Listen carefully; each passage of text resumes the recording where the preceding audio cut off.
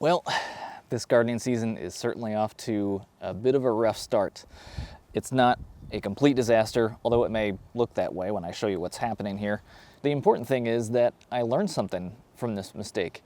If there's anything that I've learned in life, it's that when you do make a mistake, you own up to that immediately, and if you can, even share it publicly.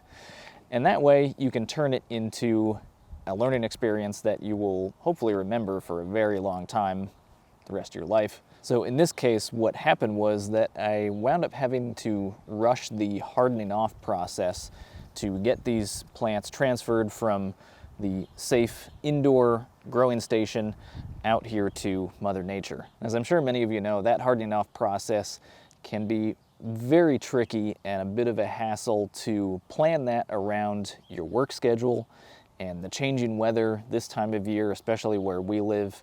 It's hot and cold and rainy and extremely windy, and we're still getting snow in the middle of April.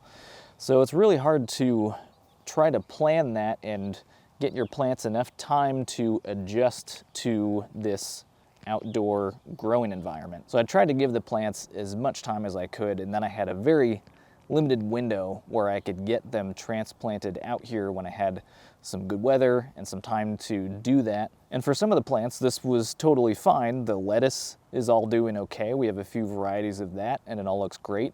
The red onions are also doing really well, but that's no surprise. Those are both very easy crops to grow. I knew that already.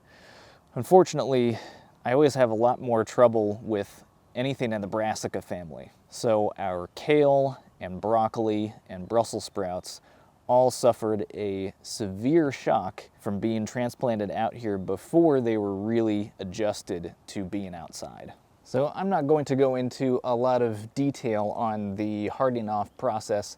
There are already a lot of great videos out there on YouTube about that from some gardeners who know way more than I do. So they can tell you more details about different plants and what different plants need, and some really great ways to make that process a lot easier, because as I said, and you probably know, it can be really difficult to plan that out. We don't have a great way to do it, but I'd like to share with you what I have been doing for the last few years. So I just bring the plants out here to our deck. So this way is east in the morning. This is all in shade, so that's perfect for giving them a safe space to sit out here in the shade in the morning. And so I increase the amounts that they sit out here for a few days until they're out here for the entire morning.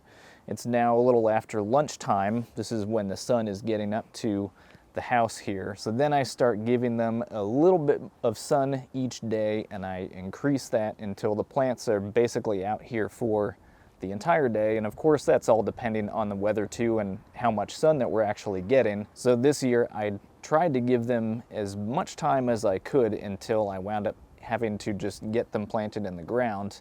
And again, for the lettuce and the onions, that was okay, but the brassicas really needed a bit more time to get some more sun exposure and even stay out here 24 hours a day for a few days to really get that full day and night cycle and fully adjust to being outside here. So this really isn't the end of the world here, because I can see that the plants are still alive, barely.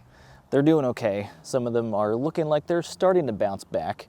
I've made sure to keep them well watered enough to help them get adjusted to being out here, and they're doing okay. They're just a bit scorched, a bit blasted by the wind and dried out a bit, but I think they're gonna be okay, because this kind of happened last year, but it wasn't quite this bad. But the plants still were able to come back and do quite well. We actually got some great crops out of them. So it gives me some hope that these are still going to survive and do all right. But even if a lot of these do wind up dying on us, they are cool weather crops. They are probably better suited for growing in the fall. So we always have the option of doing another planting of these later in the year to grow them when we should be. Now, I had originally planned for this to be this wonderful spring planting video to show you how great everything was looking here, and that didn't quite work out, but it did turn into an opportunity to share something that I learned at least